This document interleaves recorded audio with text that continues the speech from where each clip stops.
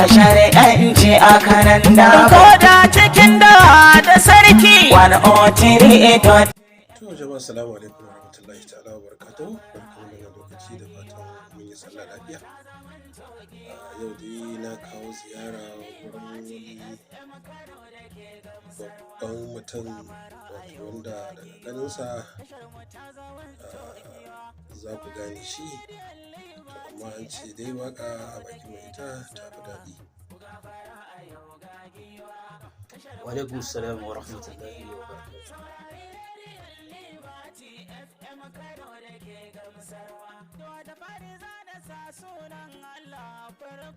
A'udhu billahi minash shaitanir rajim. Bismillahir rahmanir rahim. Ni da sunana Ashir Adamu dan auta, mafi yawanci suna kirana da Ashir na goma dan auta dodon waka.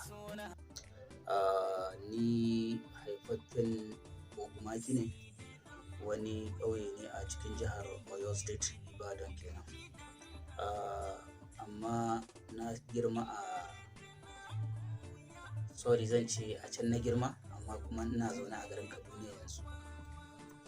Amma iyayena su kuma Sakkwatawa ne gaba ɗaya, baba da mama duka su kuma Sakkwatawa ne, zama ya kai su can har Allah ya sa kaddara haihuwa ta zuwa can.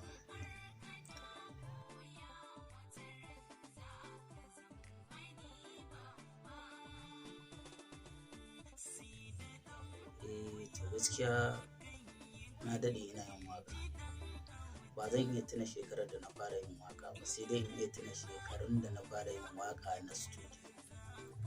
Kamar ina tunanin idan ban manta ba, lokacin da na fara wakar studio, kai din nan da kake min tambaya, kai min kiɗa a studio. Wuraren 2003 to 4 ne na ji ne wani waka, kai ka buga min kiɗa. Ban manta ba, idan baka manta ba.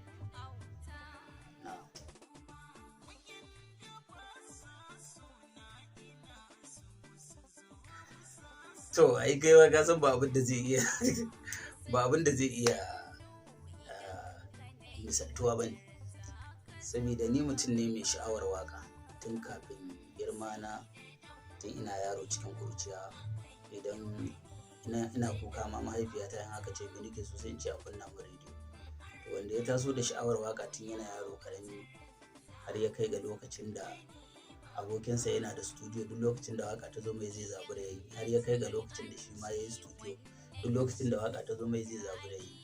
A kawowa yanzu ina da wajen kusan shekara 20 da wani abu. To kaga ai ba zan iya faɗin ka'idar shin waƙoƙina ba gaskiya.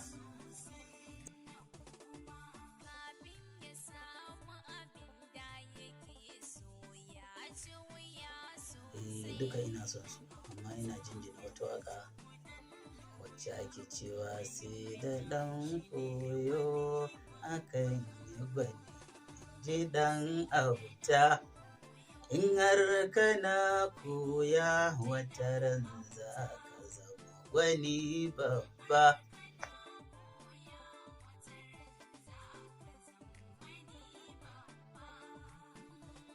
Ku gafara a yau gagiwa, tashar mu ta zamanto giwa.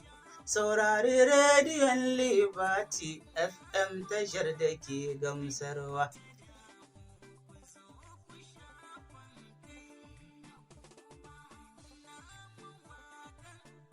To alhamdulillah, akwai wani lokaci ba zan manta ba, lokacin da mai girma akitin na Disamba ya ci gwamnan jihar Kaduna, sai aka gayyato mu muka je gida wurin wasa, wurin program kenan, wurin taron da aka yi na murna. Sai akwai mawaka da yawa sun haɗu wurin, ba zai yi ba a ce mawaki ɗaya ne. To amma gaskiya ni ina da daurin gindi a gida. Matar shi uwar gidansa a jami'in na Disamba, uwar ɗaki na ce. Sai wani mawaki daga ciki aka ce ya dakata, ni ake so in ci gaba, sai ya ki tsayawa. Lokacin da mawakin nan aka ce ya tsaya, mawakin gargajiya ne sabanin mu, sai aka ce to tunda bai zai tsaya ba, ni ma in ci gaba da yin nawa kawai. To kuma ina da manyan speaker, idan ni na fara yin nawa ba za a ji shi ba. Sai na ce kawai na nuna ma su yara na cewa mu ci gaba kawai. muna farawa sai na danne shi sai ba a jin shi, sai zai same ni ya daga hannun shi har ya dunguri goshina ya ce in dai waka ce in na isa in yi ya gani. Kuma na yi waka kuma na tashi lafiya.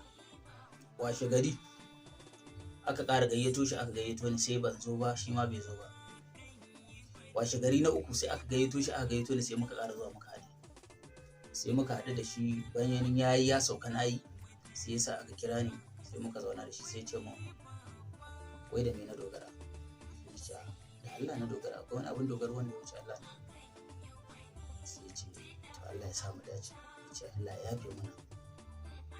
Kaga wannan yana nuna yayi wani abu kenan, Allah bai sa abin yayi tasiri ba. Sai wani lokaci da na je wani gari wajajen Zuru din nan, shi ma muka haɗu da wani mawaƙi, ya gama waƙa aka ce da na fara yi sai ambi na ya kone, da yake ni ina harkar live performance a wancan lokacin. Da na fara sai ambi na ya kone, sai da na kona ambi ina ji ya kai guda 3. An jefi kayan nawa amma ni dai ba a samu sa'ar an jefe ni. To ina tunanin waɗannan su ne ƙalubale ta fannin sana'a da na fuskanta. Sai ƙalubale ta fannin mutane da muke mu'amala da su, wanda abin baya min daɗi. A koda yaushe aka ga mawaƙi ko ɗan fim ko makaɗi sai ana mai kallon ɗan iska. Wannan abin baya min daɗi. Domin Manzon Sallallahu ya hana yin jamu a duk abin da za ka yi, kada ka ce ai dukansu haka suke. A'a, ba haka suke ba. Ko ɓarawo akwai wanda yana yin sata ne a bisa lalura, ba yana yin ta don jin daɗi ba. To haka zalika ba a yin jamu ka cewa duk mawaƙa yin iska ne. Da ka ga mawaƙi ko ɗan sai kai tunanin ɗan iska ne, bari kai mai magana ta batsa ko magana ta iskanci, kana ganin shi ɗan hannu ne zai hau kan layi. To ya kamata mutane ku daina mana kuɗin goro, kuma kowace sana'a akwai wuta akwai aljanna a ciki. Ta malami da ke wa'azi zai iya tsintar kanshi a cikin wuta, Allah ya kiyaye. Haka mawaƙi da ke waƙa zai iya tsintar kanshi a cikin aljanna ko ya tsinci kanshi a cikin wuta. Wannan duk al'amari ne na Allah, gaibu ne, ba mu sani ba. Don haka al'umma mu yi haƙuri, mu dinga yawan juna mu. Na'am.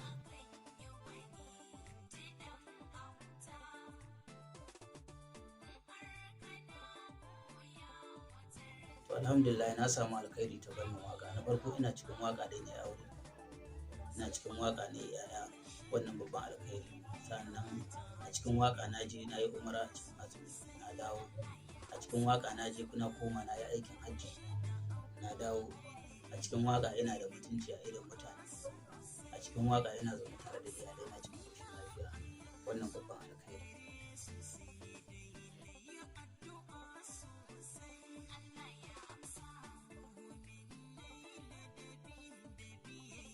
To alhamdulillah, ni shawarar da zan bada shi ne mu ji tsoron Allah a dukkanin abin da muke, domin kowace sana'a da kake a rayuwa za ka iya samun wuta, za ka iya samun aljanna a ciki.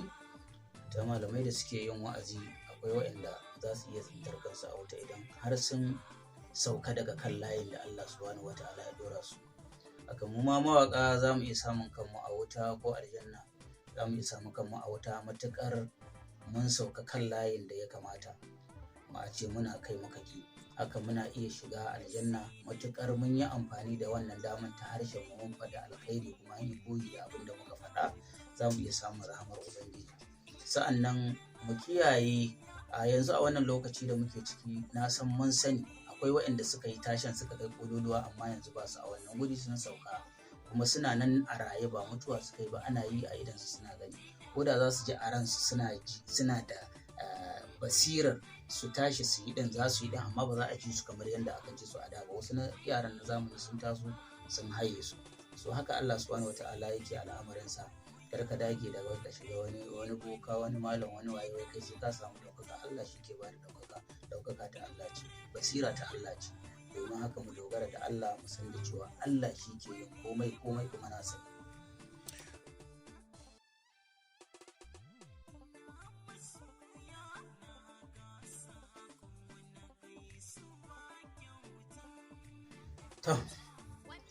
Sai da ɗan koyo akan yi gwani, in ji ɗan auta.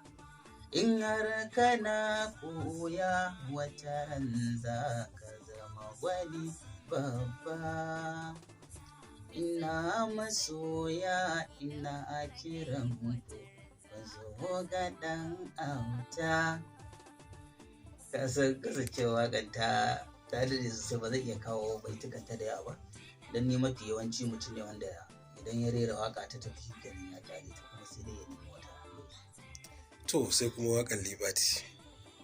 Ku gafara a yau ga giwa, tashar mu ta zamanto giwa, saurari rediyon Liberty FM tashar da ke gamsarwa. Na baiti da ba zai samu.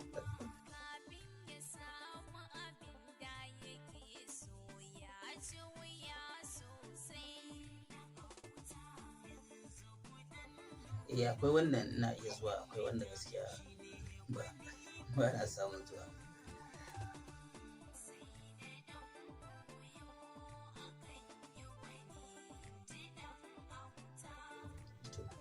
Idai birthday party ban taɓa zuwa ba gaskiya, amma dai bikin dai a aure haka ko suna ko sarauta haka ko irin wani taro na girmamawa haka gaskiya da ina yin waye.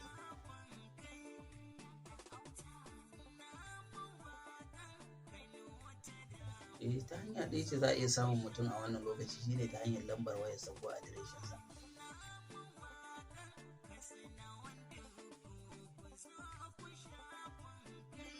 Alhamdulillah zan iya. To bismillah. Lambar waya ta ita ce 0800 38 sai kuma 170 080 38133170 shine lambar waya ta.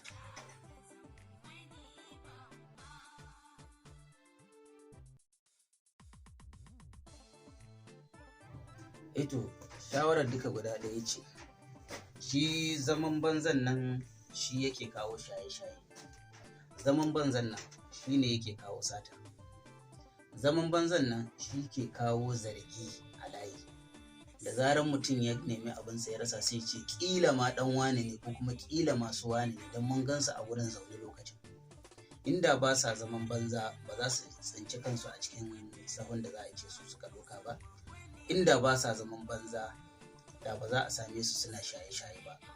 So shine nake tattara abun nake bashi mazauni daya, matasa, 'ya'yanmu, kannanmu da mayayyenmu da abokanmu mu tashi mu nemi na kanmu, domin a rayuwa duk wanda lafiya ta yi ma daɗi baran mai ita ne.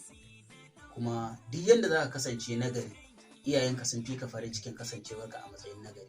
Haka idan ka lalace duk yanda wasu za su yi bakin ciki, iyayenka sun fi ka bakin ciki don ba za su so su haife ka ka zama irin wannan mizani da ka kama. Duk iyaye nagari suna son ɗansu ya zama nagari. Haka kai ma ɗa nagari ya kamata ka so ka samu iyayenka a matsayin nagari, domin an ce mana in ka ga tsohon banza to tun a yarinta yaron banza ne. Haka in ka ga yaron banza to in ka ga tsohon da kwarai tun a yarinta yaro na kwarai ne. Ni wannan shi ne sakona. To mun gode, Allah ya saka da alkhairi. Amin. Masha Allah. Da shari'anci a kanan da koda cikin da sarki 103.3 FM Karuwa. Ku gafara a yau ga giwa, tashar mu ta zaman giwa, saurari rediyon Liberty FM Kano da ke gamsarwa. Ku gafara a yau ga giwa, tashar mu ta zaman giwa, saurari rediyon Liberty FM Kano da ke gamsarwa. Ku gafara a yau ga giwa, tashar mu ta zaman giwa, saurari rediyon Liberty FM Kano da ke gamsarwa. To da fari zana sa sunan Allah farko a kan lamarina, gaskiyar ka ne ba ƙarya ba, ka zamanta dodon